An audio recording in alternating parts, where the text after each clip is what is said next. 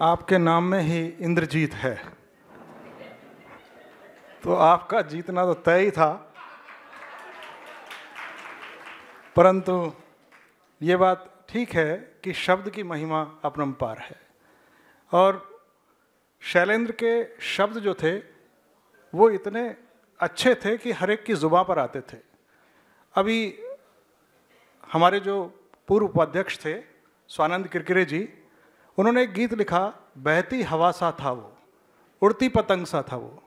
आप देखिए, ना तो हमें गायक का नाम मालूम है, ना लोकेशन, ना किस पर पिक्चराइज किया गया ये भी नहीं मालूम है, ना संगीत का मालूम है, परंतु गीत हर एक की जुबान पर है क्योंकि वो शब्द हैं और शब्द ब्रह्म होते हैं। अब मैं आमंत्रित कर रहा हूं आज के कार्यक्रम के नए और नेक्स्ट पैनलिस्ट श्री लीलाधर मंडलोई जी को कि वो आएं और अपने विचार रखें, जो आज के कार्यक्रम की अध्यक्षता भी कर रहे हैं। जोरदार तालियों से आप इनका स्वागत करें।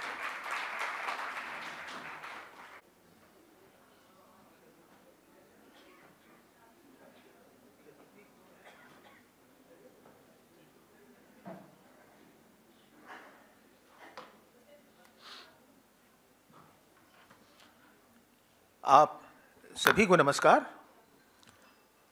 और हिंदी अकादमी का मैं ख़ास तौर पर शुक्रगुजार हूँ कि उन्होंने शैलेंद्र की जन्मतिथि पर ये जो आयोजन रखा है ये ऐतिहासिक महत्व का है, और इसके लिए मैं निसंदेह उनको बधाई देना चाहता हूँ।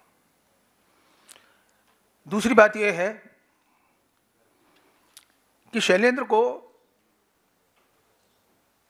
हम लोग अभी तक जिस अर्थ में ग्रहण कर रहे थे, मेरे ख्याल से वो भाव का एक ऐसा पक्ष था जो फिल्मी गीतों से उभर कर आया था।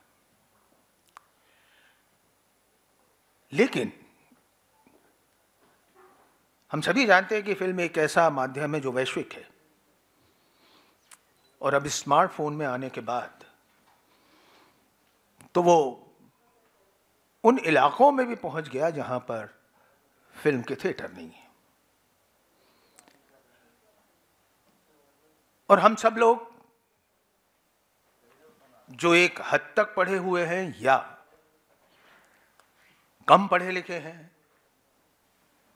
या बिल्कुल ना पढ़े हैं,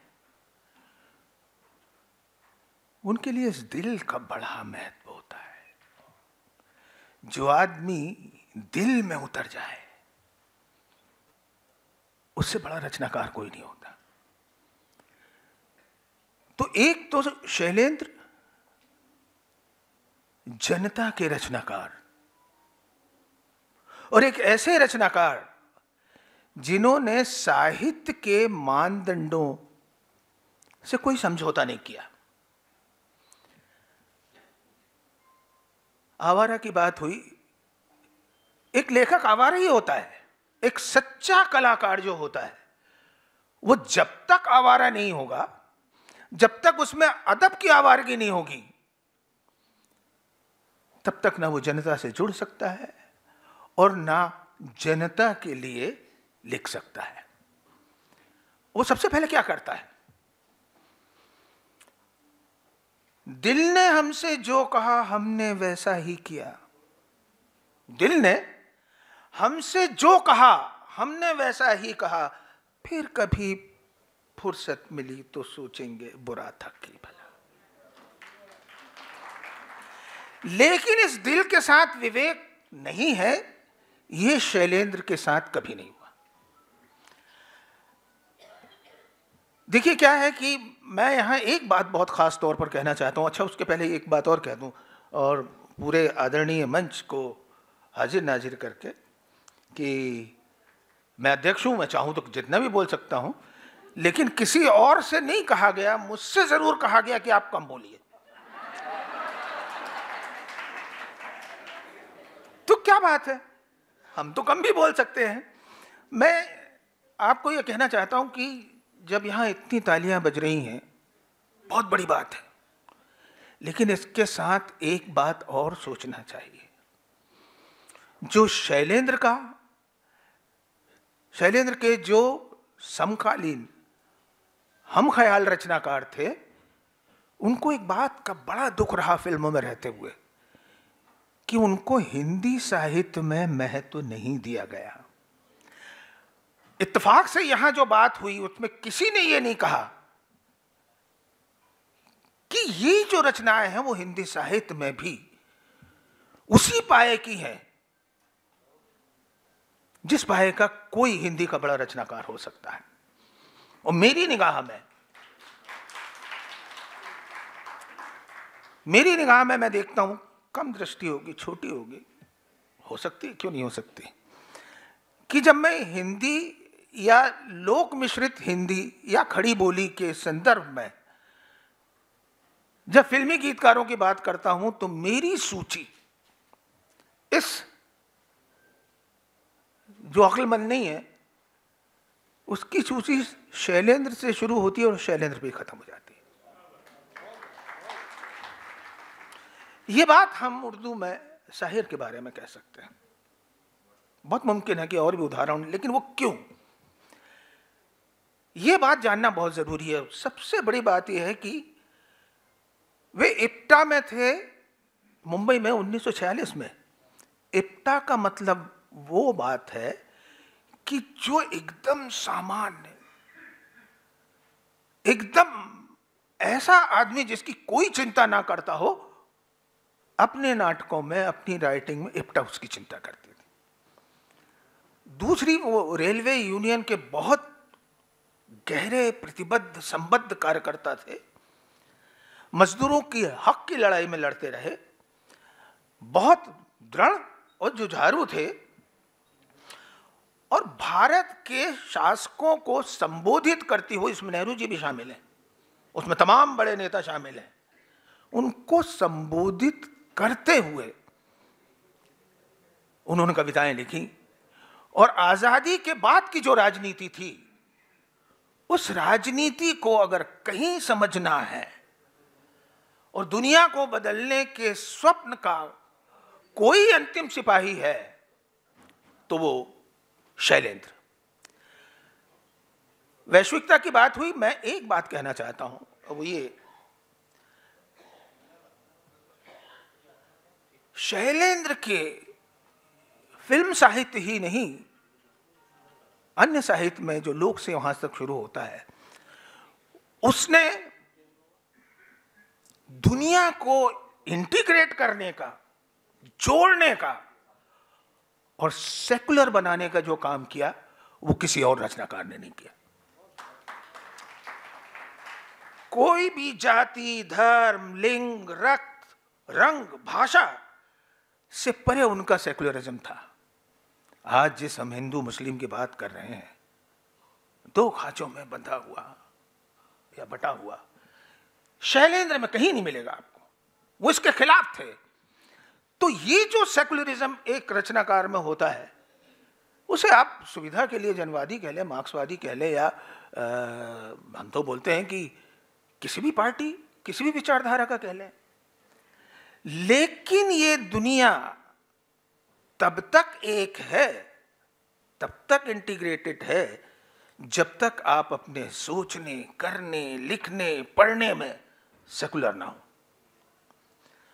तो इससे बड़ा कोई उदाहरण मुझे नहीं दिखता। और उनकी पूरी फिल्म साहित्य की यात्रा में भी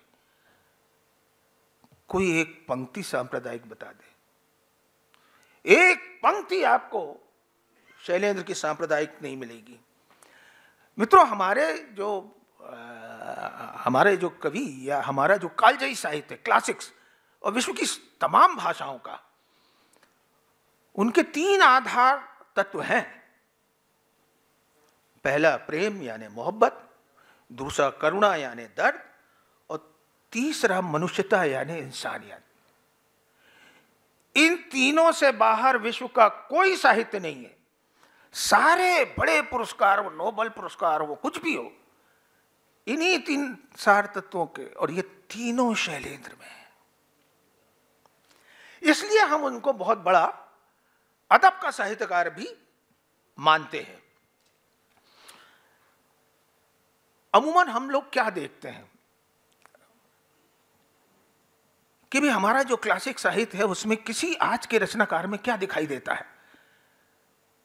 शैलेंद्र में तुलसी का लोक मंगल दिखाई देता है, कबीर की सामाजिक और राजनीतिक चेतना दिखाई देती है, निराला जिस साधारण का असाधारण गान करते हैं वो आपको मिलता है। और जब हम सौंदर्य की बात करते हैं तो शमशेर का सौंदर्य भी वहां है, और मुक्तिबोध के बेहतर दुनिया देखने का स्वप्न भी शैलेंद्र के यहां है। और परसाई और नागार्जुन का आजाद भारत का जो यथार्थ है, जिसे बहुत निर्मम ढंग से कहने की जो सलाहियत है, वो शैलेंद्र में मिलता है। छायावाद और छायावादोत्तर काल का जो गीत तत्व है और जो जीवन का रूपायन है,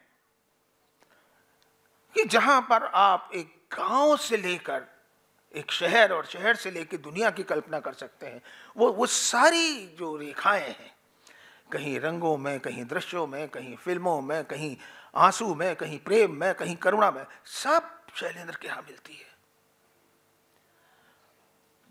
ये सिर्फ मैं नहीं कहता, लेकिन दुर्भाग्य हमारा ये है, शायद हिंदी अकादमी कुछ कर सके, कि ये फिल्म के माध्यम से तो सारी चीजें चलती रहेंगी, फिल्म के गानों के माध्यम से भी चलती रहेंगी, हम उससे जुड़े भी हुए हैं, हम उससे अलग भी नहीं है, लेकिन शैलेंद्र को क्या कोई आप ऐसा सम्मान, ऐसा रेखांकन दे सकते हैं जिसमें लोग ये कहें कि नहीं, हिंदी साहित्य के थे, हिंदी फिल्म अकेले के नहीं थे। और हिंदी अकादमी या साहित्य अकादमी या इस तरह के बड़े मंचों के अलावा कौन इन चीजों को कर सकता है? अब जैसे मैं एक बात बताऊं, रेणु और उनका बहुत गहरा संबंध था। शैलेंद्र की मृत्यु पर रेणु ने क्या लिखा, एक बड़े अदीब ने, एक बड़े साहित्यकार ने, धीरे धीरे उसकी सगुण छवि बिला जाती है। सगुण क्या होता है, निर्गुण क्या होता है, मुझे कहने की जरूरत नहीं, आज के संदर्भ में भी कहने की जरूरत नहीं। धीरे धीरे उसकी सगुण छवि बिला जाती है, रह जाता है सिर्फ निर्गुण का वह अमर अनहद नाद, जिसके सहारे मन का हंस पसार कर अंतहीन आकाश में उड़ने लगता है, उड़ता रहता है। इसी फलसफे के कितने गाने हैं, कितने गाने हैं। अगर आप इसको हिंदू दर्शन भी कह लें, मुझे कोई आपत्ति नहीं, लेकिन आप देखो वो आदमी अपने गानों में आपको कहां ले जाता है। नागार्जुन क्या कहते हैं, उनके ऊपर कविता लिखते हैं। अरे इससे बड़ा रेखांकन क्या होगा कि नागार्जुन कविता लिख रहे हैं कि जब मन जब हुलसित होता था, वह थिरकन भी पढ़ते थे तुम। क्या ऑब्जर्वेशन है। मन जब हुलसित होता था, वो थिरकन भी पढ़ते थे तुम, साथी थे, मजदूर पुत्र थे, झंडा लेकर चलते थे। खाली लिखने वाले नहीं थे, झंडा लेकर समाज को बदलने के लिए निकलने वाले वो कवि थे। और सिर्फ हिंदी के रचनाकारों ने नहीं, कैफी आजमी साहब क्या कहते हैं, 1948 में उन्होंने नेताओं को न्योता एक नज्म लिखी। इसमें उन्होंने नेताओं के ऐशो आराम और दोगलेपन का पर्दाफाश किया। इसे प्रोग्रेसिव लिटरेचर का एक खास दस्तावेज कहा जाना चाहिए। उर्दू का आदमी कह रहा है ये बहुत बड़े रचनाकार है, हिंदी का तो कहे या मान ले तो ये बात है। और मेरे हिसाब से देखिए, उनमें जो लिरिकल क्वालिटी थी वो अद्वितीय थी, वो आती लोक से ही है। और हिंदुस्तानी फोक का जितना बढ़िया प्रयोग उन्होंने फिल्मी और गैर फिल्मों में किया, उस साहित्य में और किसी ने नहीं किया। श्रृंगार की शालीनता को एक जुबान दी, इसलिए आप उनके प्रेम गीतों को भी उतनी गहराई से, उतनी ही यहां से पाते हैं। और वो किनके हमदर्द थे, ये जो राज है, ये वो आदमी बता सकता है जो गाड़ी चला रहा हो, बैलगाड़ी चला रहा हो, जो ट्रेन में सफर कर रहा हो। मतलब जो निगाह है वो कहां तक जाती है। यहां तक गुलजार भी कहते हैं, वो खुद भी सिचुएशन पर गीत लिखते हैं, फिल्मों में सिचुएशन पर ही गीत लिखा जाता है, लेकिन गुलजार अंडरलाइन करके कहते हैं एक आम और मामूली किस्म की जो सिचुएशन गाने में होती है, फिल्म में होती है, गाने का, अपने गाने में उसको अदब का जो दर्जा, अदब का जो दर्जा बना देते हैं। शैलेंद्र की खासियत और शैलेंद्र की कलम वहां देखी जानी चाहिए। अंतिम बात इसलिए कह रहा हूं क्योंकि मुझे तो कम समय दिया गया, अध्यक्ष को इतना कम समय दिया गया, और अध्यक्ष के बाद मुख्य अतिथि बोलेंगे, ये भी पहली बार हो रहा है। तो निदा फाजली ने जो उनके बारे में कहा, मैं देखिए मैं तैयारी करके ही बोलता हूं, मैं कम से कम 1.5 घंटा बोल सकता हूं अभी, और सिर्फ साहित्य की दृष्टि से, फिल्म की दृष्टि से नहीं। तो निदा फाजली के एक स्टेटमेंट की बात करके मैं बैठ जाता हूं, क्योंकि मुझे जो समय पर्ची में दिया गया था उससे 1.5 मिनट कम बोल रहा हूं। उनके गीतों में कबीर और नज़ीर जैसी सादगी और जीवन का दर्शन है। एक तरफ कबीर, दूसरी तरफ वो नज़ीर जिसने आपके भगवानों के बारे में, आपके त्योहारों के बारे में, आपके पर्वों के बारे में जो लिखा, उसकी कोई नज़ीर ही नहीं मिलती।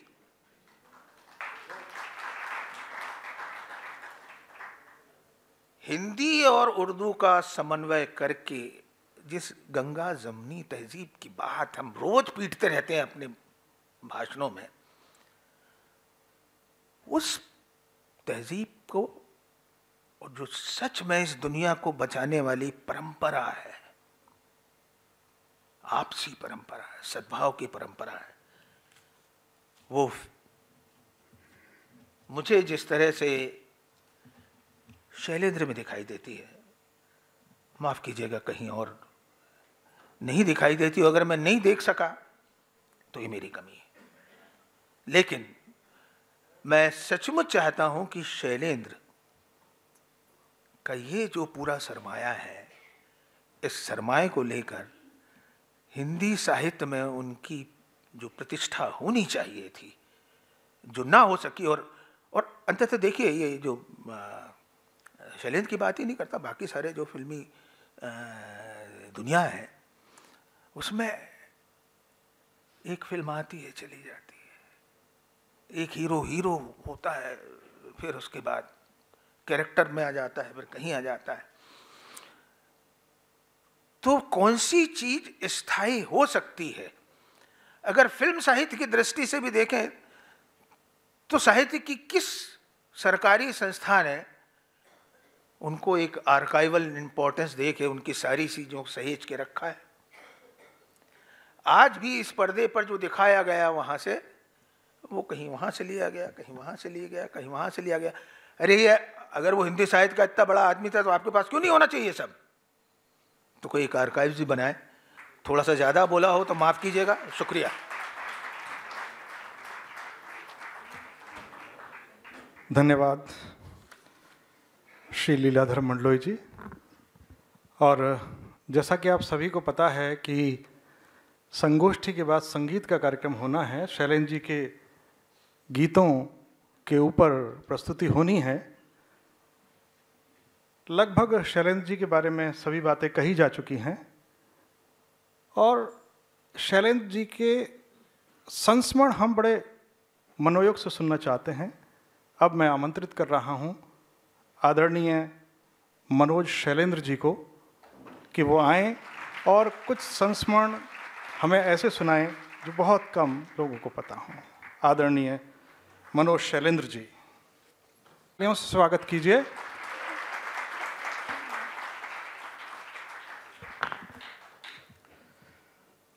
पहले तो हम आप सबका धन्यवाद करेंगे कि आप लोग यहाँ पर आए और इस महफिल को बढ़ाया। हिंदी एकेडमी, मंडलोई जी, गर्ग जी, हरीश जी, बहुत बहुत धन्यवाद आपका, आपने ये ऑर्गेनाइज़ किया।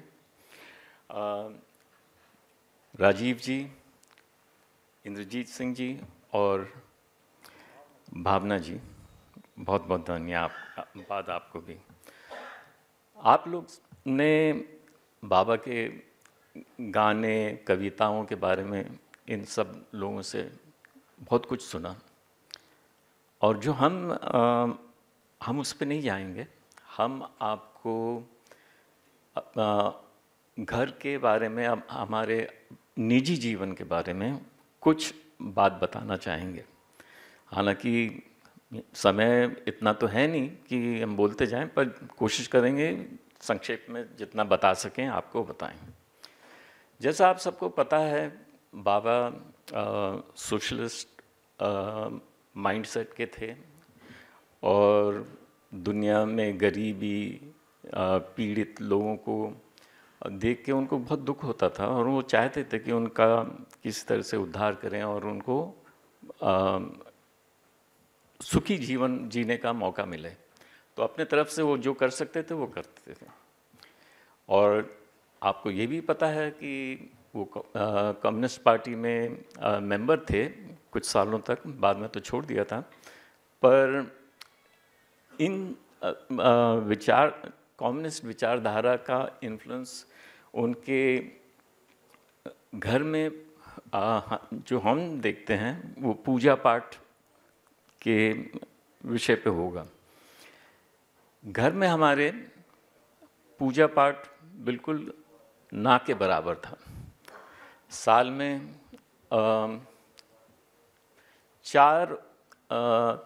3 त्यौहार और 4 ओकेजन्स होते थे जहाँ कुछ देखने को मिलता था घर में।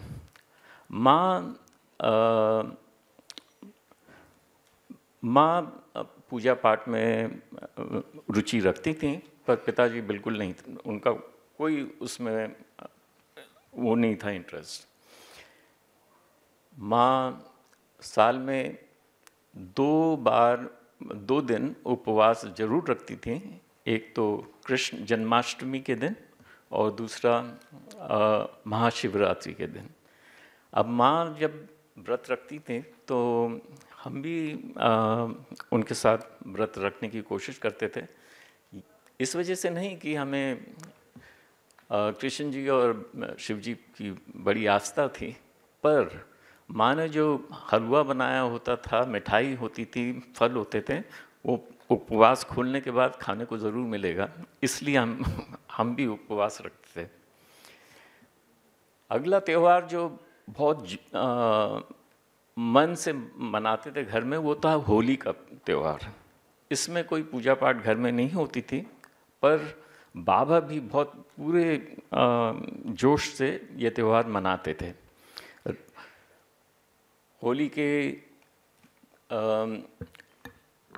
के हफ्ता 10 दिन पहले से माँ तरह तरह के पकवान बनाती थीं, और क्योंकि होली पे लोग बाबा से मिलने आते थे, उनके एक्स कलीग्स रेलवे के और फिल्म के कलीग्स और पड़ोसी दोस्त बहुत लोग आते थे, और रंग सब रंग में रंगते थे। और एक बार ऐसा हुआ, एक होली जो हमें याद है, हम शायद उस वक्त हमारी उम्र होगी 12 या 13 साल की, और कोई गेस्ट बाबा के मित्र आए और उन्हें एक मिठाई का एक पेड़ों का एक डब्बा माँ को हाथ में दिया। माँ ने खोल के देखा कि मिठाई क्या है, तो उसमें पेड़े थे, पर पेड़े हरे रंग के थे, तो थोड़ा हरा हरा था ना, हल्का हरा। तो माँ ने पेड़ा सूंघा और चखा, और इमीडिएटली हम सब बच्चों को पास में बुला के कहा, इस तुम लोग बहुत सा पकवान है, बहुत दूसरी मिठाइयाँ हैं, पर इस डब्बे की मिठाई कोई नहीं खाएगा, तुम बच्चे कोई नहीं खाएगा। तो हमें तो पता नहीं था क्या है, तो खैर और भी बहुत चॉइसेस थी उस दिन। तो होली खेली, उसके बाद नहाए धोए, खाना खाया, फिर हम रसोई घर में गए, सोचा कि कोई मिठाई खाएं। तो पर और वो हमें वो डब्बा दिखा जो माँ ने मना किया था मत खाना। हमने घूमते घामते डब्बा खोला और उसमें से एक पेड़ा निकाला और खा गए। स्वाद में तो बिल्कुल नॉर्मल था, जैसा पेड़ा होता है। फिर घूम घाम के एक और खा लिया, फिर थोड़ी के देर के बाद तीसरा खा लिया। अब जब तीसरा खाने के बाद कुछ होने लगा, मतलब सर चकराने लगा, और डर बैठ गया दिल में कि क्या हो रहा है, ये कोई भी बात कर रहा है उसमें से एक शब्द दिमाग में रह जा रहा है और वो गूंजता जा रहा है और मिटने का नाम ही नहीं ले रहा। तो हम डर के मारे हम माँ के पास गए, हमने कहा कि देखो ऐसा ऐसा हो रहा है, हमारी तबीयत कुछ ख़राब हो रही है। तो माँ ने छूटते साथ ये पूछा कि तुमने उस डिब्बे की मिठाई तो नहीं खाई थी? तो हमने बोला हाँ खाई थी।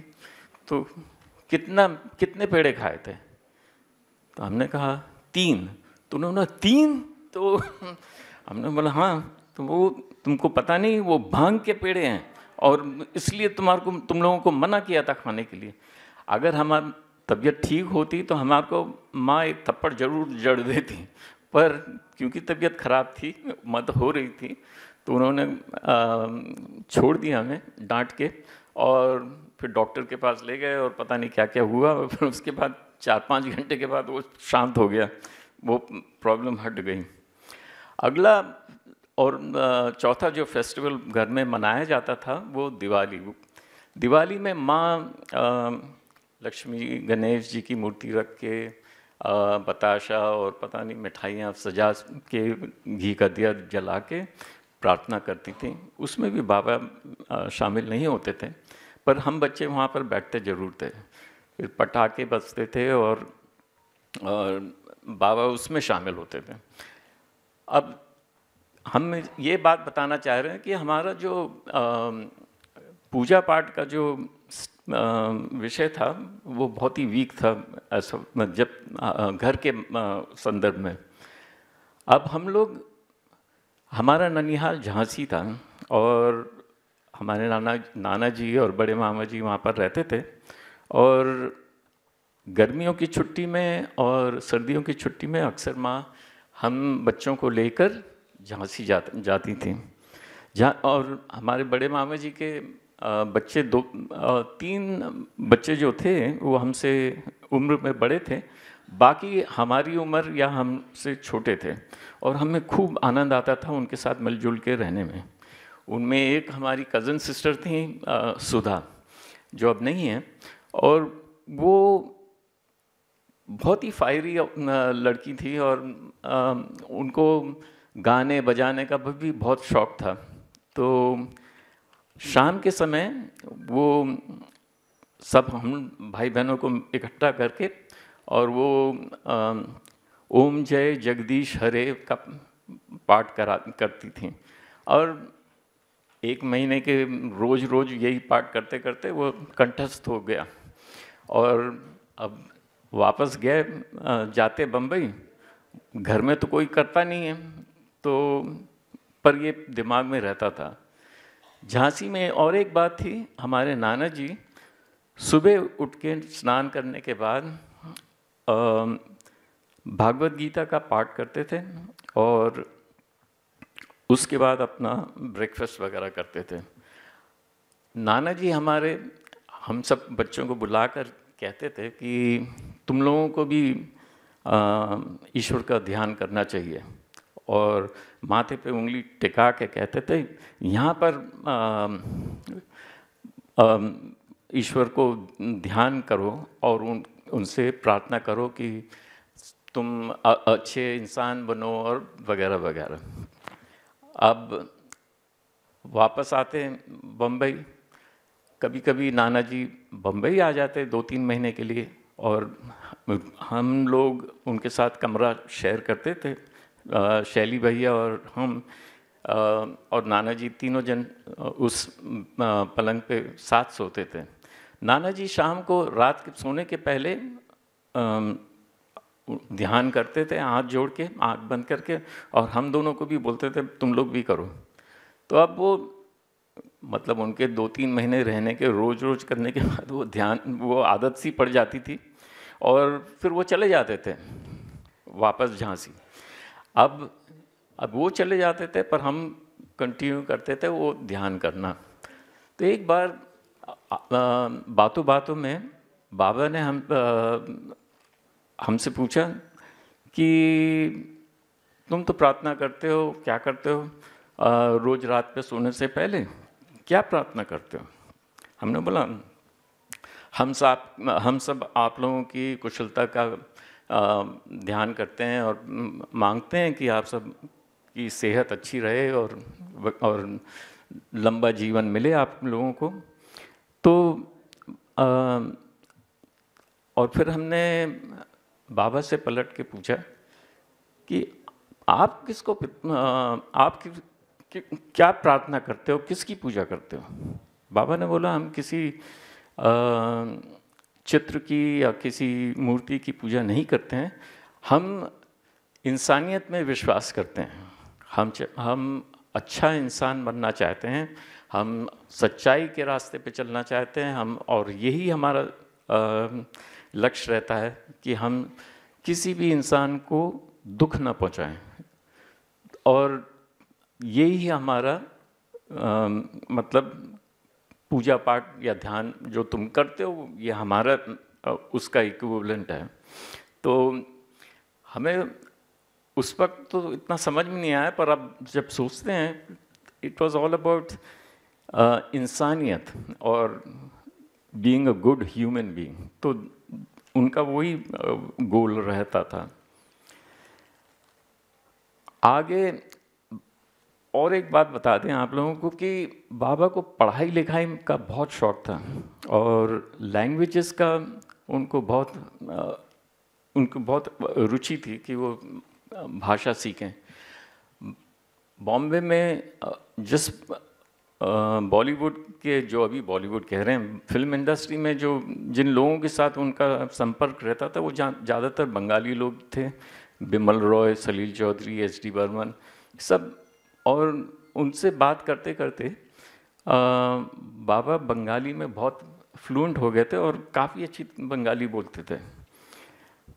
जब वो रूस गए और वहाँ पर कई लेखकों और जर्नलिस्ट से मिले, तो उनमें से एक जर्नलिस्ट के साथ दोस्ती हो गई और ख़ास दोस्ती हो गई। और उनसे बाबा ने कहा कि हम जब लौट के भारत जाएंगे तब हम आपको जब खत लिखेंगे वो रूसी में ही लिखेंगे, क्योंकि आपको दिक्कत न होगी, ना हिंदी होगा ना इंग्लिश, तो हम रूसी में आपके साथ लेटर्स एक्सचेंज करेंगे। तो उन्होंने जब भारत आए बाबा, उन्होंने एक रशियन टीचर को हायर किया और रोज़ संडे को वो टीचर घर आया करते थे और बाबा को रूसी भाषा सिखाते थे। इसी तरह उनको पता नहीं किस बात के लिए संस्कृत सीखने का वो विचार आया और उन्होंने एक पंडित जी को हायर किया कि वो पंडित जी भी आके उनको संस्कृत सिखाते थे।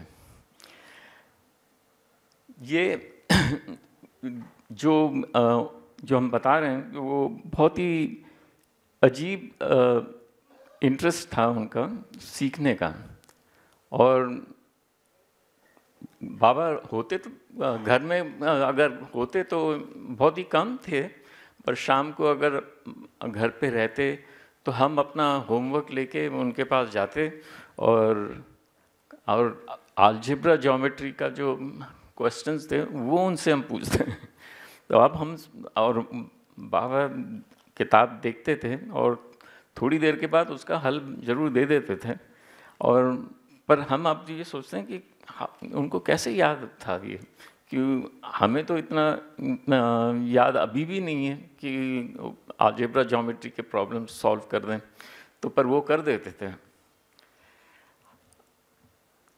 अब हम थोड़ा कुछ उनके तीसरी कसम के बारे में बात करना चाहेंगे। और तीसरी कसम को हमने मुहूर्त के शॉर्ट से, गाने के पहली रिकॉर्डिंग से आखिर तक बनते देखा। और बाबा बहुत खुश थे अपनी फिल्म के रिज़ल्ट से, जो उन्होंने बनाई थी उसके लिए। एक रिलीज़ होने के पहले राज कपूर अंकल ने बुलाया था हम लोगों को स्टूडियो में स्क्रीनिंग के लिए तीसरी कसम की। तो तीसरी कसम की स्क्रीनिंग तो हुई और उसके बाद और हमने ये सुना था, बाबा को राज कपूर अंकल ने कहा कि कविराज, ये इसकी फिल्म की एंडिंग चेंज कर दो, क्योंकि पब्लिक को ट्रेजेडी पसंद नहीं है और ये बिज़नेस के लिए ठीक नहीं होगा। बाबा ने बोला कोई बात नहीं, हम झेल लेंगे, पर हम इसकी एंडिंग चेंज नहीं करेंगे और ये हमारी फिल्म है, हम इसको रखेंगे जिस तरह से हमने सोचा है। और जैसा टैग लाइन थी फिल्म की, love lyric in on celluloid, तो वो फिल्म को एक लिरिक्स के तरह ही देख रहे थे। तो एक तो ये था, और दूसरा राज कपूर अंकल ने उनसे कहा कि ऐसा करो, तुम अपने जो बैनर है इमेज मेकर्स वो छोड़ के RK फिल्म्स के बैनर में के अंडर रिलीज़ कर दो, उसमें काफ़ी तुमको डिस्ट्रीब्यूटर से पैसे भी मिल जाएंगे और फिल्म भी सक्सेसफुल होगी। बाबा ने उससे भी इनकार कर दिया कि नहीं, ये हम कभी नहीं करेंगे। खैर फिल्म दिल्ली में रिलीज़ हुई और बाबा उस फिल्म का प्रीमियर अटेंड नहीं कर पाए और बॉम्बे में रिलीज़ होने के पहले ही बाबा का देहांत हो गया। अब उसके बाद लोग जर्नलिस्ट वगैरह जो हैं अपने अपनी स्टोरी लिखते हैं और उन्होंने एक अफवाह ये फैलाई कि फिल्म के फाइनेंशियल लॉसेस की वजह से बाबा सह नहीं पाए और उनका देहांत हो गया। ये सबसे गलत बात है और हम यहाँ पर आप सब लोगों से बताएंगे कि ये बिल्कुल झूठ है, क्योंकि बाबा ने तीसरी कसम बनने के बाद उन्होंने दूसरी फिल्म के बारे में सोच लिया था और वो भी फणीश्वर नाथ रेणु जी की कहानी थी, शायद उसका नाम था डॉक्टर बाबू या ऐसे कुछ था। पर और वो उन्होंने हीरो के तौर पे धर्मेंद्र जी को लेने का संकल्प किया था। और उनके देहांत के पहले शायद 1 महीना 1.5 महीने पहले हम उनके कमरे में गए और ऐसे शाम के वक्त हम और बाबा अकेले थे, तो बाबा के सामने एक कागज़ पड़ा हुआ था और उस पर कुछ नंबर्स लिखे हुए थे। तो बाबा ने हमसे पता नहीं क्यों कहा कि देखो, ये इतना अमाउंट हम लोगों को आई हैव टू गिव, इतना हमारे पर लोन चढ़ा हुआ है। पर शंकर जयकिशन एक म्यूज़िक डायरेक्टर हैं जिनके साथ हम काम करते हैं, और भी हैं, पर अगर शंकर जयकिशन को ही ले लें, उनके पास हाथ में 40 से 50 फिल्म हैं। अगर उसमें एक फिल्म में एक गाना भी लिखें तो हम ये सब कर्ज ख़त्म कर सकते हैं।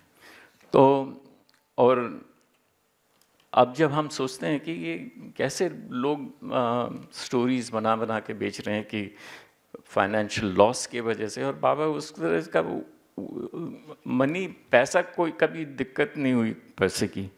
तो ये तो उन्होंने, उनको कॉन्फिडेंस था कि ये जो भी कर्ज है वो दूर हो जाएगा। खैर ये सब होने के पहले ही वो चल बसे। अब हम माँ और 5 बच्चे भी ऑल माइनर्स, कोई भी एडल्ट नहीं था, और माँ को भी इतना बिजनेस के बारे में कुछ नहीं पता था। तो हमारी सहायता मुकेश अंकल ने की। वो हम लोग के लिए एक बहुत ही डिपेंडेबल पर्सन जो कह सकते हैं, उनके पास हम कभी भी जा सकते थे। माँ उनके साथ कंसल्ट करती थी कि ये क्या करना चाहिए, ऐसा हो रहा है, क्योंकि और तो कोई था नहीं हेल्प करने के लिए। और मुकेश अंकल ने हम लोग की बहुत मदद करी, और हम उसके हरदम आभारी है और कभी नहीं भूलेंगे। बस इतना ही।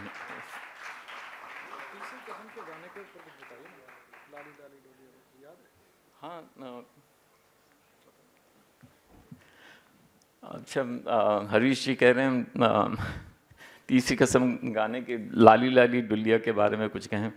अच्छा, जो गाना था उसमें मेन गाना तो मेन सिंगर तो आशा जी हैं, और बच्चों की आवाज़ में नितिन, मुकेश और बहुत से बच्चे थे उनके, और भी मुकेश अंकल के दूसरे बच्चे भी थे, और हमारी सिस्टर गोपा, उसने भी इस कोरस में गाया है। और फिर हम लोग शूटिंग के लिए आउटडोर शूटिंग थी इसकी, तो हम लोग बीना एमपी में गए थे, और वहाँ पर ये गाना पिक्चराइज होना था।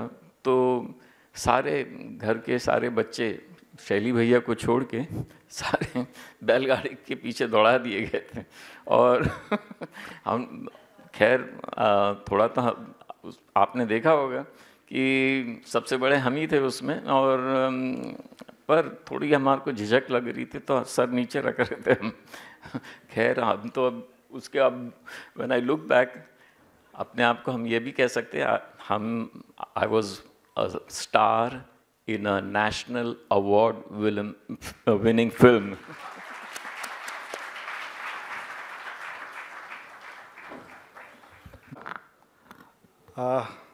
शैलेंद्र जी से जुड़े संस्मरण को हम सब के बीच में लाने के लिए, और मैं देख रहा था कि जब जब आप बात कर रहे थे आपकी आंखें बिल्कुल नम हो रही थी, और यही है स्मृतियों की पहचान कि जब भी हम पुरानी बातों को याद करते हैं तो हमारी आंखें भर आती हैं। एक बार ज़ोरदार तालियों से आप उनका स्वागत करें। आप सैन फ्रांसिस्को से हमारे एक निमंत्रण पर आए हैं, और हम आपका आभार व्यक्त करते हैं। और हम आपको बता दें कि हमारे बीच में पत्रकार लेखक श्री राम शर्मा जी बैठे हैं, साहित्यकार अनीता वर्मा जी, और शिक्षाविद श्री प्रेम प्रकाश शर्मा जी हमारे बीच उपस्थित हैं। सुश्री ममता शर्मा जी, कुमार सुबोध जी, BL गौड़ साहब भी हमारे बीच में बैठे हैं, और भगत सिंह के ऊपर जिनकी रिसर्च है पूरे हिंदुस्तान, पूरे अंतर्राष्ट्रीय स्तर पर, प्रोफेसर चमन लाल जी भी हमारे बीच बैठे हुए हैं, हम आपका भी अभिनंदन करते हैं। सुरेश ऋतुपर्ण जी हमारे बीच हैं, हम आपका भी हार्दिक अभिनंदन करते हैं। डॉक्टर विमलेश कांति जी हमारे पूर्व उपाध्यक्ष बैठे हुए हैं, हम आपका भी अभिनंदन करते हैं। राजकुमार निर्वाण जी हमारे बीच हैं, और मनुदेव जी भी हमारे बीच बैठे हुए हैं, हम आप सभी का अभिनंदन करते हैं। और जैसा कि आप जानते हैं, आप चिर प्रतीक्षित अब शैलेंद्र के गीतों की प्रस्तुति होनी है। उससे पहले मैं आज के कलाकारों का आपको परिचय दे दूं। हमारे बीच में जो गीतों को लेकर आएंगे वो हैं श्री प्रदीप कुमार शर्मा जी। हमारा निवेदन है आप ज़रा मंच पर आएँ, ज़ोरदार तालियों से आपका स्वागत हो। सुश्री जया शर्मा जी भी हमारे बीच हैं, आज शैलेंद्र के गीतों की आप प्रस्तुति करेंगे, और अतिथि मंच पर ही बैठे रहेंगे, और आपसे निवेदन है कि आप अपने गीतों की प्रस्तुति आरंभ करें।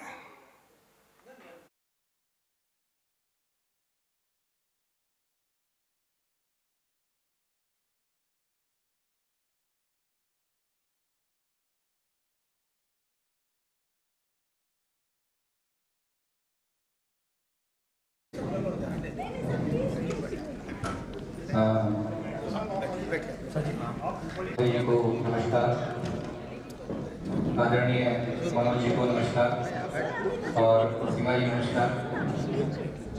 आज अपने आप को बहुत खुशनसीब मान रहा हूँ कि इस खास कार्यक्रम में हमें प्रस्तुति देने का मौका मिला है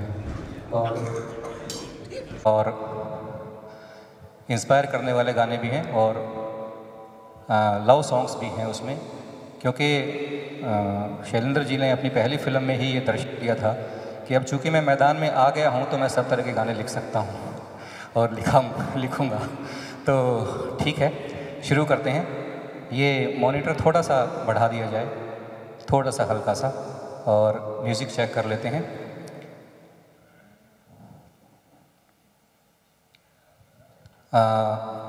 अध्यक्ष महोदय जी को बहुत कम समय दिया गया था, मुझे भी बहुत कम समय दिया गया है। कोशिश करूँगा कि ज़्यादा से ज़्यादा गीत सुना सकूँ।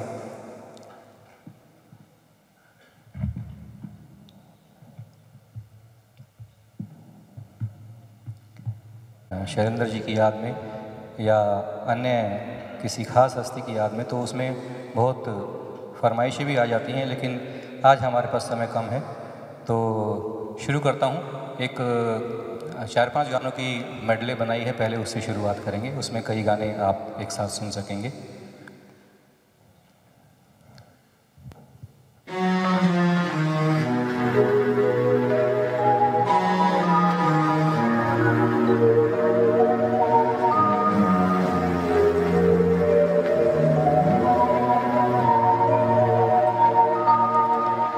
तू प्यार का सागर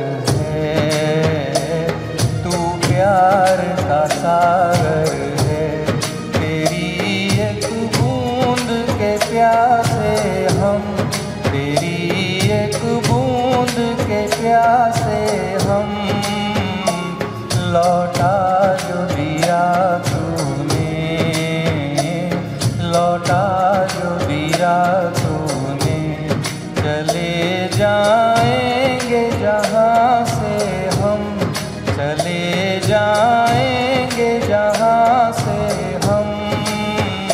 तू प्यार का सागर है, तू प्यार का सागर है, तेरी एक बूंद के प्यासे हम, तेरी एक बूंद के प्यासे हम।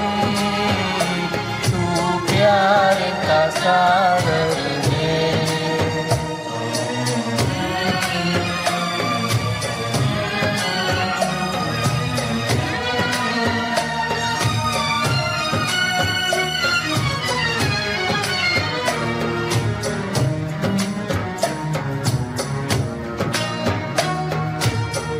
घायल मन का पागल पंछी, उड़ने को बेकरार, उड़ने को बेकरार।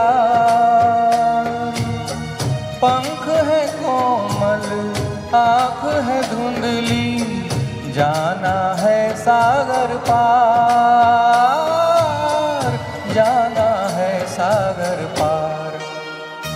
अब तू ही से समझा, अब तू ही से समझा, राह भूले थे कहाँ से हम, राह भूले थे कहाँ से हम। तू प्यार का सागर है, तेरी एक बूंद के प्यासे हम, प्यासे हम। तू प्यार का सागर है।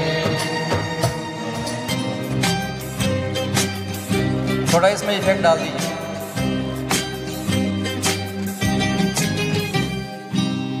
किसी की मुस्कुराहटों पे हो निशान, किसी का दर्द मिल सके तो ले उधार, किसी के वास्ते हो तेरे दिल में प्यार, जीना इसी का नाम है। किसी की मुस्कुराहटों पे हो निशान, किसी का दर्द मिल सके तो ले उधार, किसी के वास्ते हो तेरे दिल में प्यार, जीना इसी का नाम है।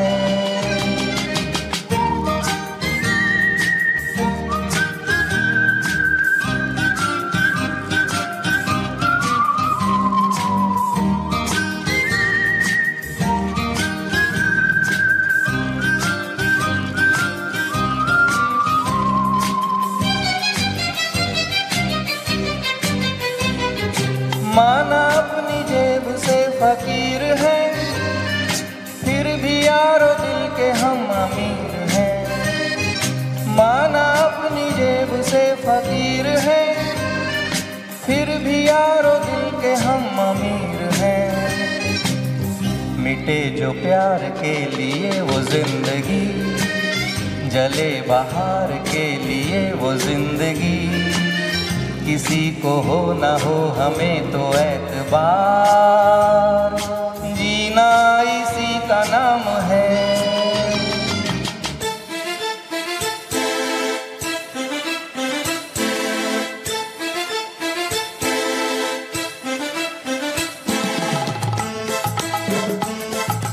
सब कुछ सीखा हमने ना सीखी होशियारी,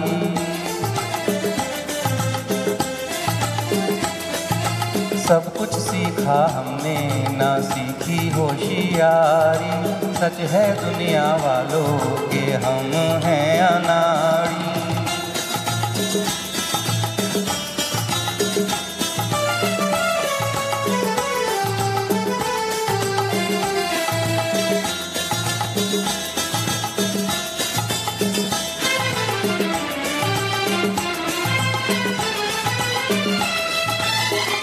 दिल का चमन उजड़ते देखा, प्यार का रंग उतरते देखा, हमने हर जीने वाले को धन दौलत पे मरते देखा।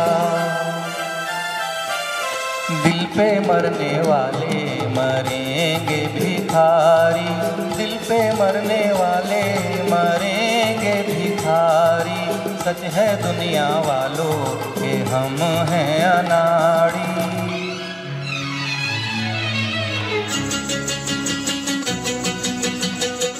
सजन रे झूठ मत बोलो, खुदा के पास जाना है, न हाथी है न घोड़ा है, वहाँ पैदल ही जाना है। सजन रे झूठ मत बोलो, खुदा के पास जाना है, न हाथी है न घोड़ा है, वहाँ पैदल ही जाना है। सजन रे झूठ मत बोलो।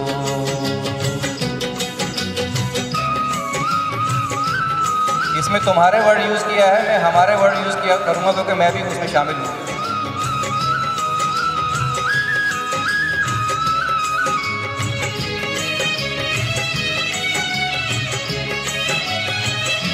हमारे महल चौबारे यहीं रह जाएंगे सारे, हमारे महल चौबारे यहीं रह जाएंगे सारे। अकड़ किस बात की प्यारे, अकड़ किस बात की प्यारे, ये सर फिर भी झुकाना है। सजन रे झूठ मत बोलो, खुदा के पास जाना है।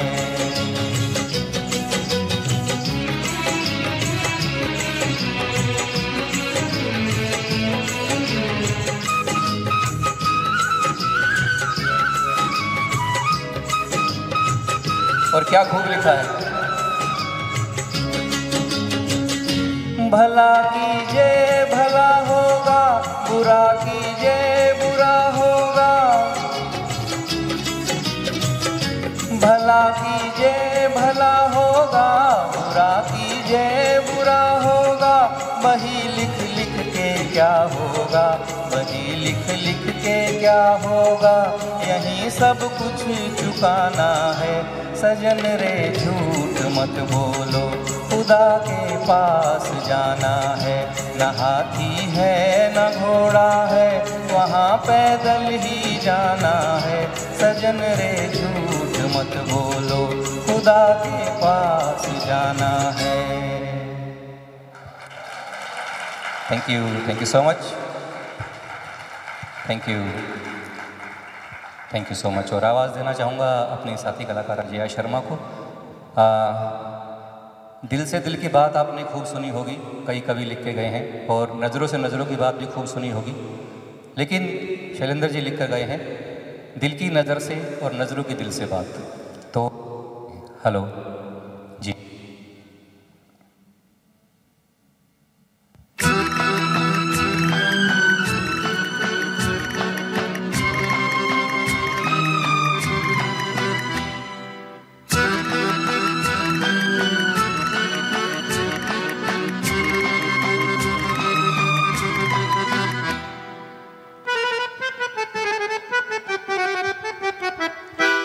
दिल की नज़र से नज़रों की दिल से ये बात क्या है, ये राज क्या है, कोई हमें बता दे। सीने से उठकर होठों पे आया ये गीत कैसा, ये राग क्या है, कोई हमें बता दे। दिल की नज़र से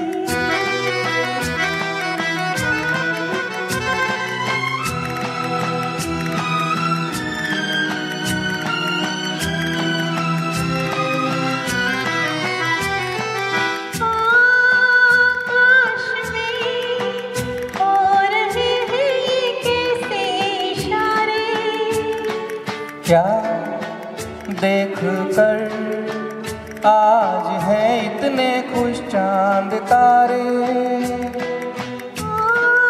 आकाश में हो रहे हैं ये कैसे इशारे। क्या देख कर आज है इतने खुश चांद तारे। तुम पर आई दिल में समाई ये बात क्या है, ये राज क्या है, कोई हमें बता दे। दिल की नजर से नजरों की दिल से ये बात क्या है, ये राज क्या है, कोई हमें बता दे। दिल की नजर से। Thank you so much, thank you. एक सूचना सभी के लिए है कि यहाँ पर जितने भी लोग बैठे हैं सभी के लिए जलपान की व्यवस्था है, आप जलपान करके जाएंगे। थैंक यू सो मच ऋषि जी। एक बहुत ही बेहतरीन इमोशनल गाना आपके लिए लेकर आ रहा हूँ, जो कि मुकेश जी का एक कमबैक सॉन्ग था यहूदी फिल्म से।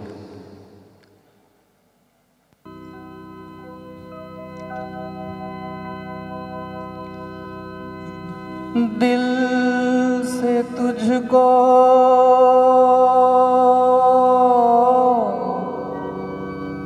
बेखबर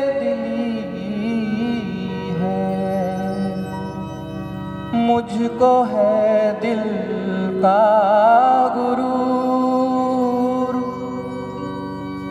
तू ये माने के न माने,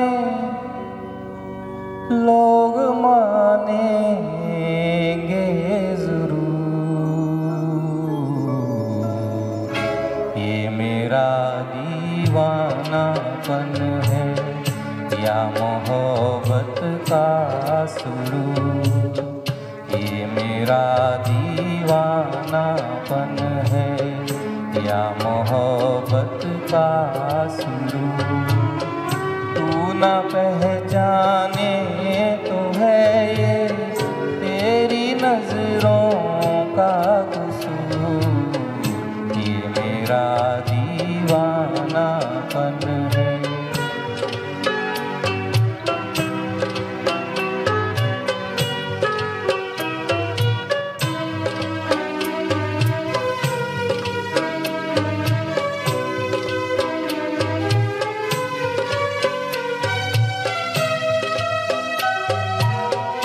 दिल को तेरी ही तमन्ना, दिल को है तुझसे ही प्यार। दिल को तेरी ही तमन्ना, दिल को है तुझसे ही प्यार। चाहे तू आए ना आए, हम करेंगे इंतजार। ये मेरा दीवानापन है या मोहब्बत का सुरूर। तू न पहचाने तो है ये तेरी नजरों का कसूर। ये मेरा दीवानापन है।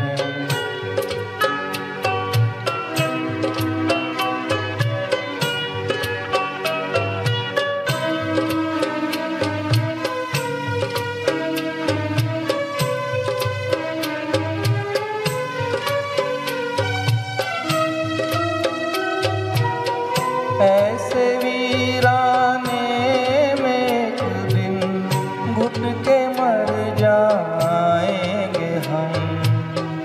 ऐसे वीराने में एक दिन घुट के मर जाएंगे हम।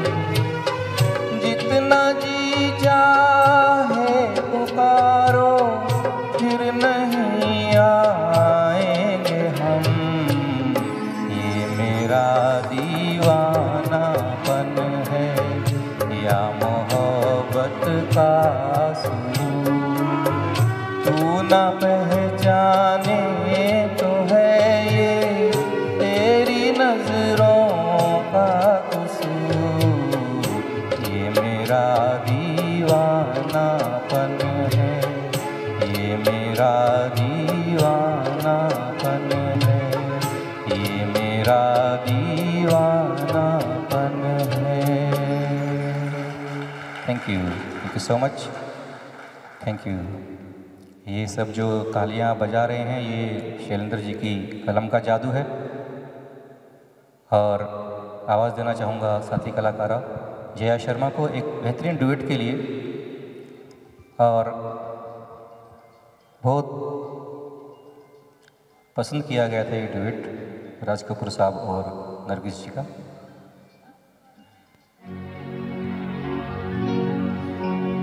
दम भरे जो उधर फेरे,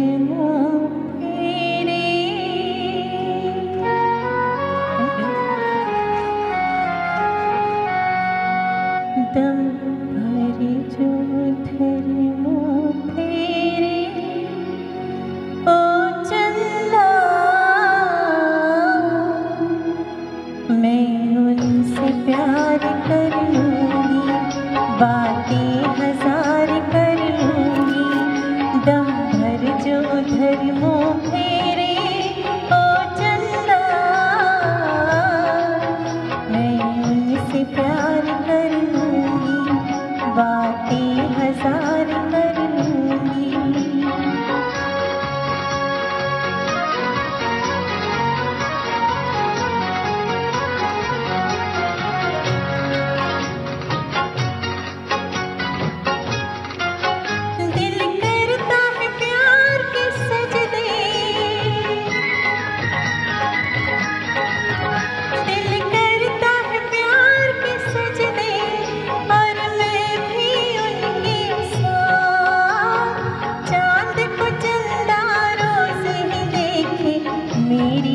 पहली रात हो, मेरी पहली रात।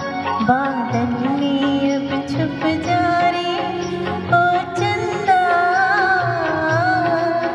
मैं उनसे प्यार कर लूंगी, बातें हजार कर लूंगी। दम भर जो इधर मुंह फेरे, दम भर जो इधर मुंह फेरे ओ चंदा, मैं उनसे प्यार कर लूंगा, नजरें तो चार कर लूंगा।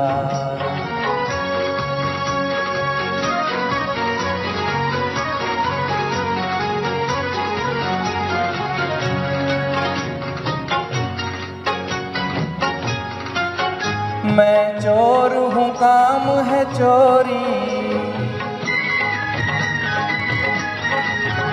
मैं चोर हूँ काम है चोरी, दुनिया में हूँ बदनाम। दिल को चुराता आया हूँ मैं, यही मेरा काम हो, यही मेरा काम। आना तू गवाही देने ओ चंदा, मैं उनसे प्यार कर लूंगा, नजरें तो चार कर लूंगा। दम भरे जो उधर मुँह फेरे।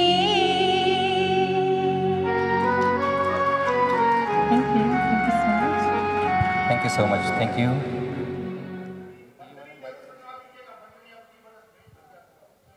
हाँ, कोशिश करते हैं, उसका म्यूज़िक अगर हमारे पास होगा तो ज़रूर सुनाएंगे।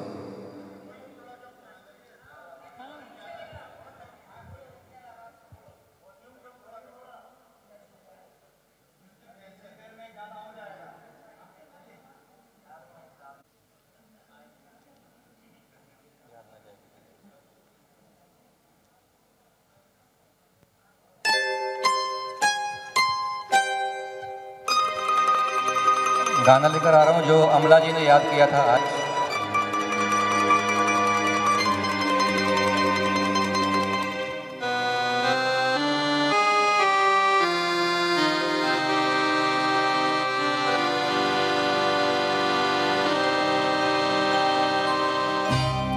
याद न जाए बीते दिनों की, जाके ना आए जो दिन, दिल क्यों बुलाए उन्हें, दिल क्यों बुलाए।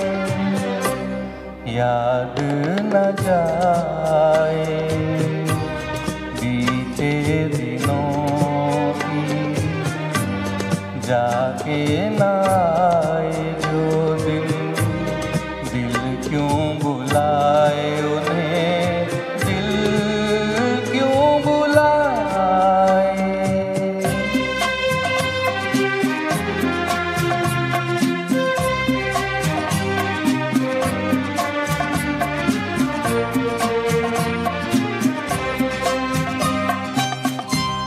दिन जो पखेरू होते, पिंजरे में मैं रख लेता, बिन जो पखेरू होते, पिंजरे में मैं रख लेता। पालता उनको जतन से, पालता उनको जतन से, मोती के दाने देता, सीने से रहता लगाए। याद न जाए बीते दिनों की, जाके ना आए जो दिन, दिल क्यों बुलाए उन्हें, दिल क्यों बुलाए।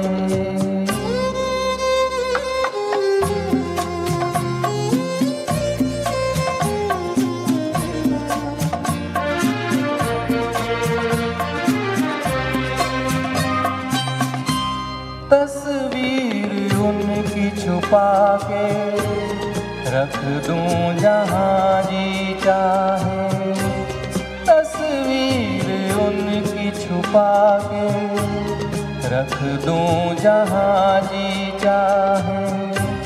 मन में बसी जो मूरत, मन में बसी जो मूरत, लेकिन मिटे न मिटाए, कहने को है वो पराए,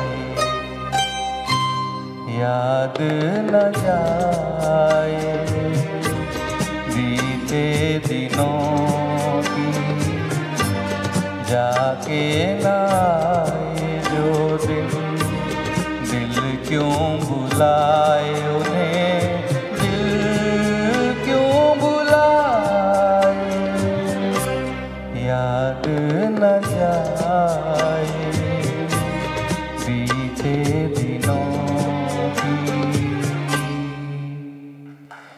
थैंक यू सो मच। अभी राजीव जी ने बताया कि जब ये रिकॉर्डिंग हो रही थी, गाना रिकॉर्डिंग हो रहा था, तो मनोज जी वहाँ पे मौजूद थे। हाँ, इस गाने, ये गाना हमारे दिल के बहुत करीब है, क्योंकि जब ये गाने की रिकॉर्डिंग होने वाली थी, बाबा और हमें अपने साथ ले गए थे रिकॉर्डिंग स्टूडियो में, और हमने इस गाने का जन्म होते देखा। और एक बात बता दें, जो इंट्रोडक्शन में जो ऑर्गन का एक पीस है जो बजता है, वो पाकीज़ा के म्यूज़िक डायरेक्टर गुलाम मोहम्मद जो थे, उनके भाई इब्राहिम ने बजाया, और बहुत ही खूबसूरत गाना है। I am sure you all must have enjoyed it too. Thank you so much. Thank you Manoj, memories share करने के लिए। और एक गाने का छोटा सा मुखड़ा आपको सुनाता हूँ, क्योंकि बहुत ही महत्वपूर्ण गाना है, वो भी शैलेंद्र जी का लिखा हुआ।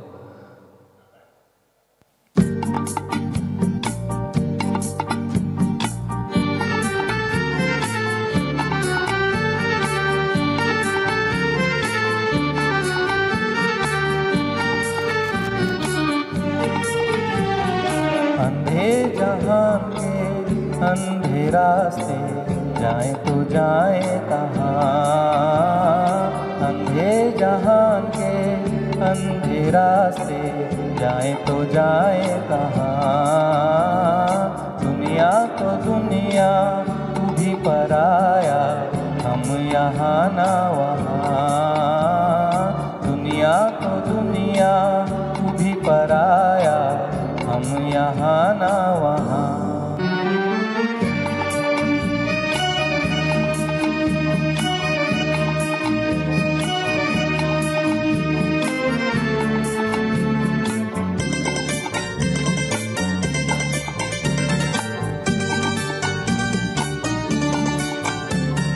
हमको ना कोई बुलाए, ना कोई पलके बिछाए, हमको ना कोई बुलाए, ना कोई पलके बिछाए, ऐ गम के मारो मंजिल वही है, दम ये टूटे जहाँ, ऐ गम के मारो मंजिल वही है, दम ये टूटे जहाँ, अंधे जहान के अंधे रास्ते, जाए तो जाए कहाँ।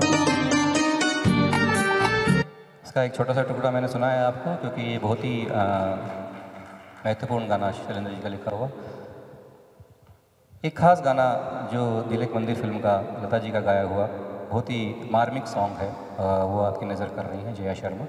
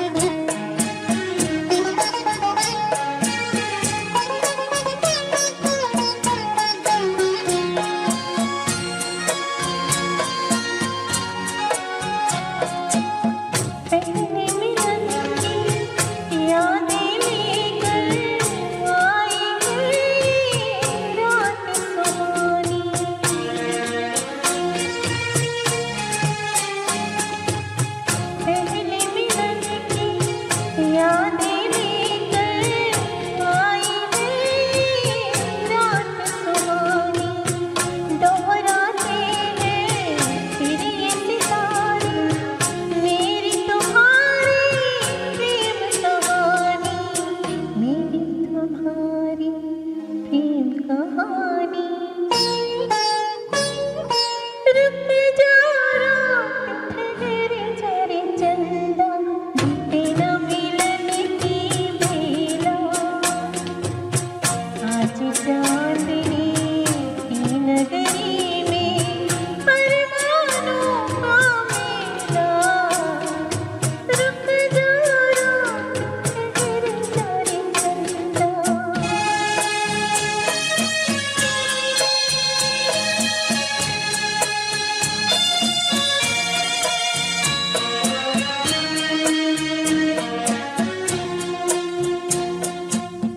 कल का डरना काल की चिंता, दो तन है मन एक हमारी।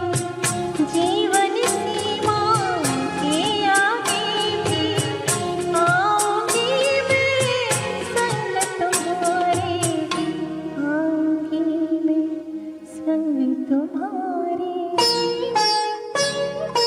रुक जा रात ठहर जा रे चंदा, बीते न मिलन की बेला। आज चांदनी की नगरी में अरमानों का मेला। रुक जा रात ठहर जा रे चंदा, बीते न मिलन की बेला। आज चांदनी की नगरी में अरमानों का मेला। रुक जा रात ठहर जा रे चंदा, रुक जा रात ठहर जा रे चंदा, रुक जा रात ठहर जा रे चंदा। Thank you so much. Thank you so much. और हमें भी लाल झंडी दिखा दी गई है कि जो कुछ गाना है जल्दी गा लीजिए, 3-4 गानों का गुंजाइश है। तो एक गाना जो खास था यहाँ दिखाया गया था उसको लेते हैं। आइए जय।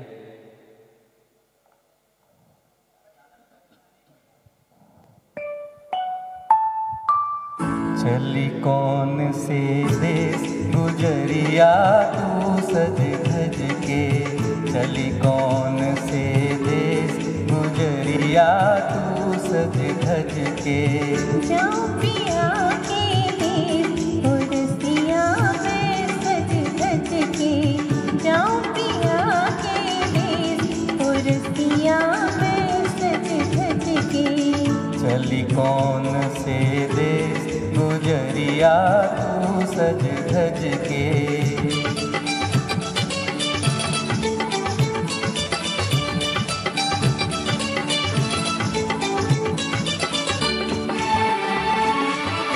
छल के मात पिता की अखियाँ,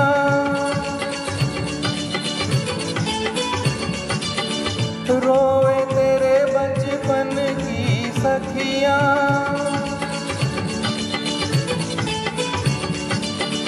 भैया करे पुकार हो, भैया करे पुकार, न जा घर आंगन तज के।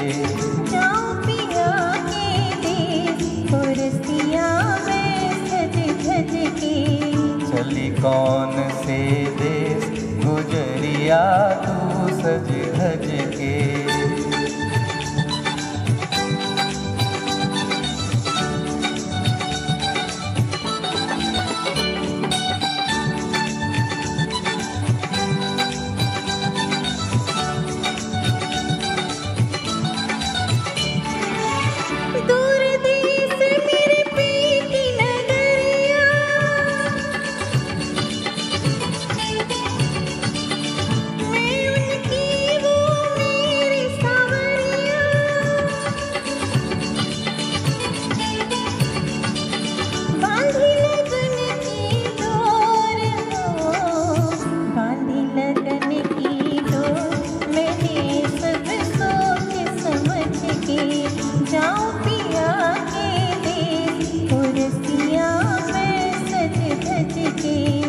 चली कौन से देश गुजरिया तू सज धज के।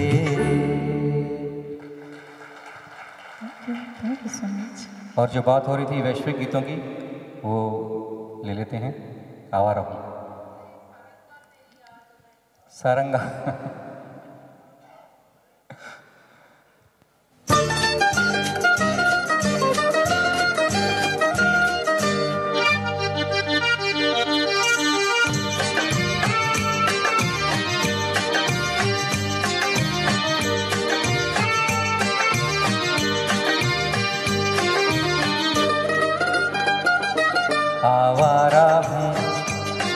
आवारा हूँ या गर्दिश में हूँ, आसमान का तारा हूँ। आवारा हूँ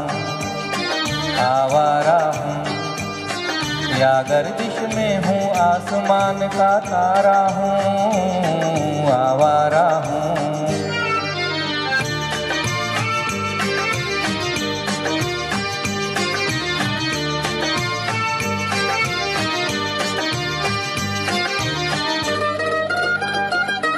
घर बार नहीं, संसार नहीं मुझसे, किसी को प्यार नहीं मुझसे, किसी को प्यार नहीं।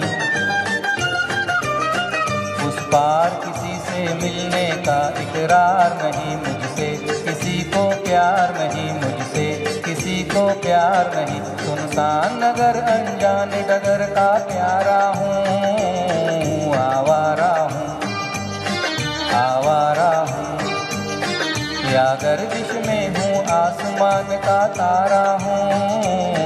आवारा हूँ।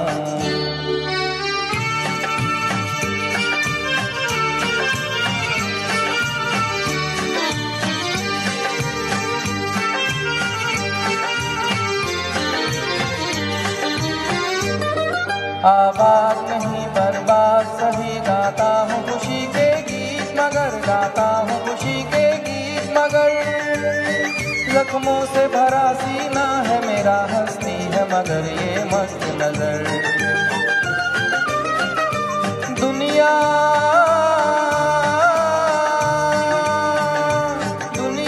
मैं तेरे तीर का या तकदीर का मारा हूँ। आवारा हूँ, आवारा हूँ या गर्दिश में हूँ, आसमान का तारा हूँ। आवारा हूँ, आवारा हूँ, आवारा हूँ। Thank you so much, thank you. और सर ने अपने जीवन की राह दिखाने वाला गाना है। छोटे छोटे गाने हैं ये 2-2 मिनट के, लेकिन शब्द इतने खास हैं कि गाने का मन करता है।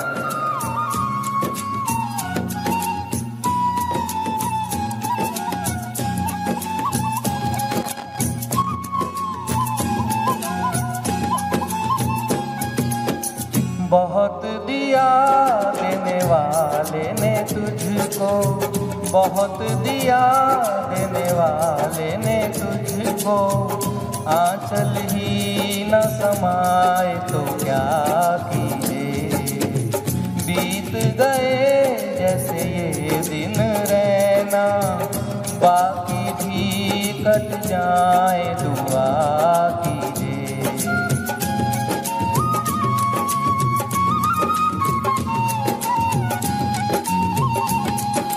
जो भी दे दे मालिक तू कर ले कबूल,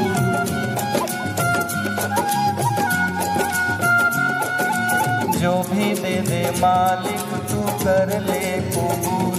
कभी कभी कांटों में भी खिलते हैं फूल, वहाँ देर भले है अंधेर नहीं। घबरा के यूं गिला मत कीजिए, बहुत दिया देने वाले ने तुझको। आंचल ही न समाए तो क्या कीजिए।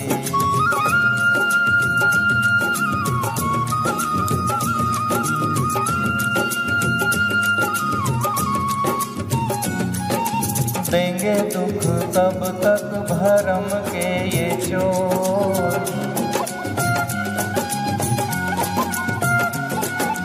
देंगे दुख कब तक भरम के ये चोर। अरे ढलेगी ये रात प्यारे फिर होगी भोर, कब रो के रुकी है समय की नदिया, घबरा के यूं गिला मत कीजे, बहुत दिया देने वाले ने तुझको, आंचल ही न समाए तो क्या कीजिए। बीत गए जैसे ये दिन रहना, बाकी भी कट जाए दुआ कीजिए।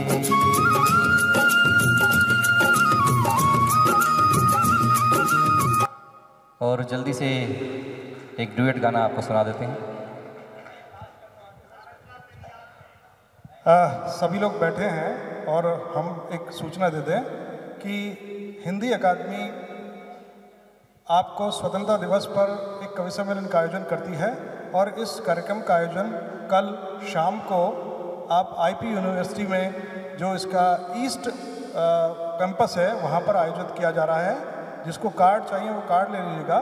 और 14 से लेकर 21 तक हम लगातार हिंदी दिवस के कार्यक्रमों का भी आयोजन कर रहे हैं। जिस किसी को भी इसके विषय में ज़्यादा जानकारी चाहिए वो हमारी अकादमी की वेबसाइट से ले लें।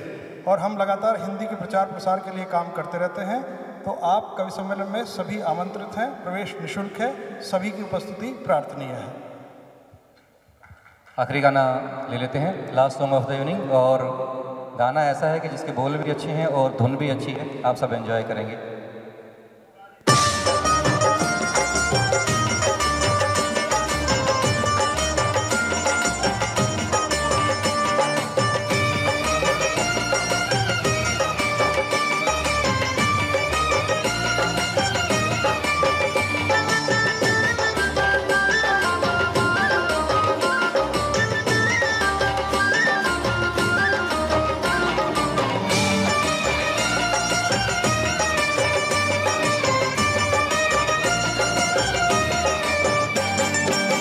रमैया वस्तावैया, रमैया वस्तावैया, रमैया वस्तावैया, रमैया वस्तावैया।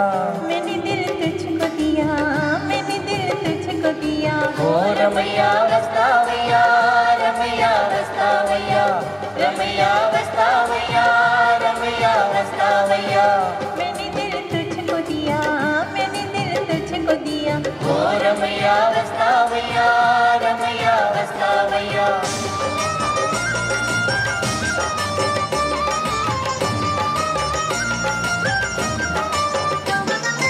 नैनों में थी प्यार की रोशनी, तेरी आंखों में ये दुनियादारी न थी, तेरी आंखों में ये दुनियादारी न थी।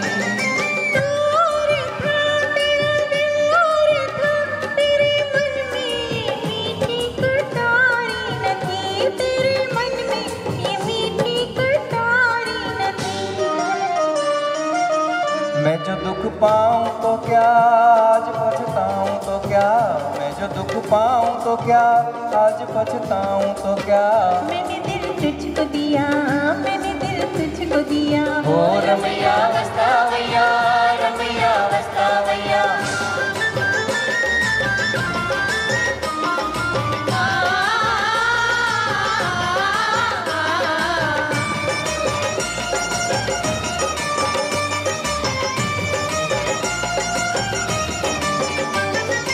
रास्ता वही और मुसाफिर वही, एक तारा न जाने कहाँ छुप गया, एक तारा न जाने कहाँ छुप गया।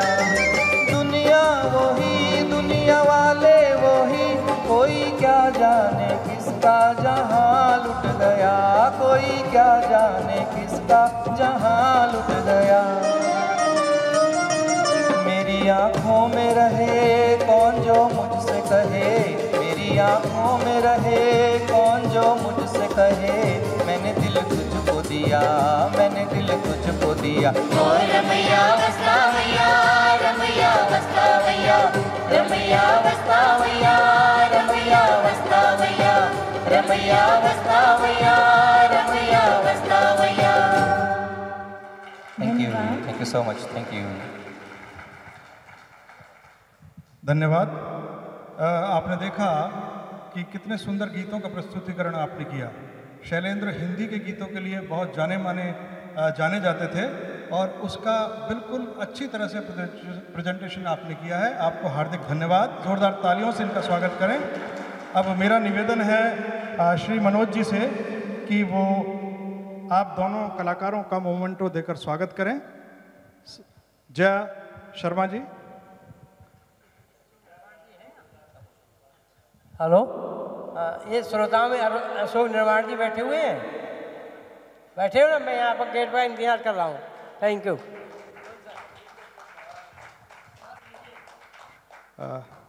राजीव जी आप भी आ जाइए और इंद्रजीत जी आप भी मंच पर आएं और भावना जी हों वो भी मंच पर आ जाएं।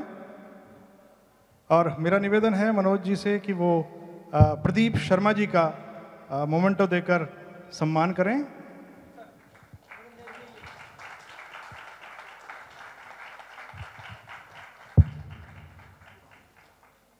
यदि भावना जी हैं तो वो मंच पर आ जाएं।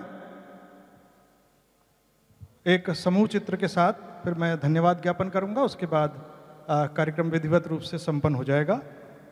और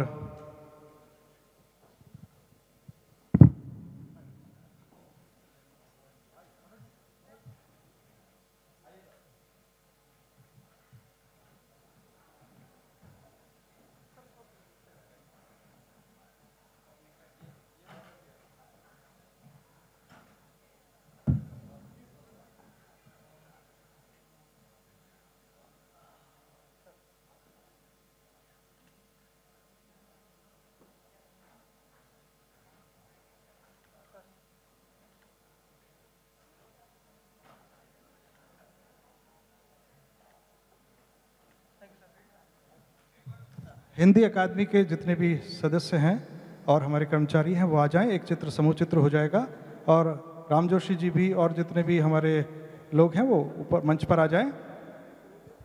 हिंदी अकादमी समिति के जितने भी मेंबर हैं वो भी आ जाएं। अकादमी के जितने भी कर्मचारी हैं वो सब आ जाएं। मनोज जी के साथ एक चित्र होगा।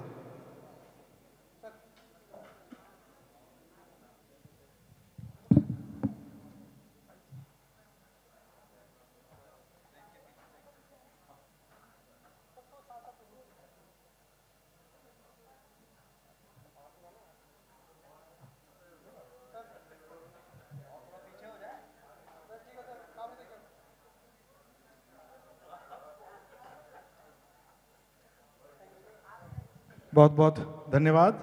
मैं आदरणीय मनोज शैलेंद्र जी का हार्दिक धन्यवाद करता हूं। श्री राजीव श्रीवास्तव जी का भी और लीलाधर मंडोई जी जो चले गए हैं उनका भी हार्दिक धन्यवाद करता हूं।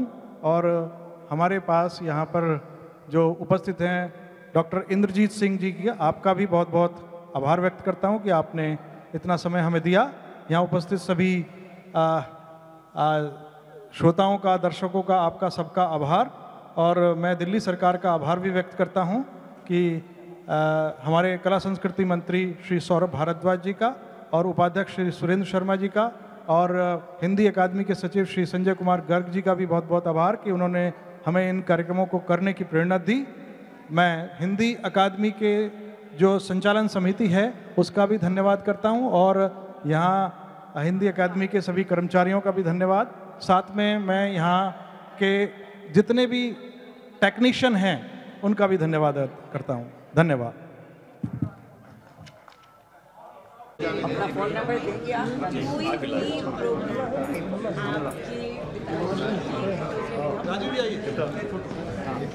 जाने अनजाने में उनका कोई ना कोई गीत बज ही जाता है और इतनी खुशी हुई मुझे आज आपके साथ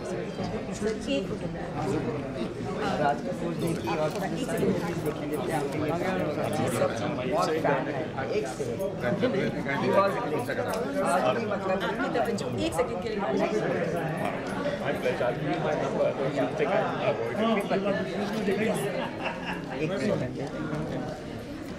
नो इश्यूज।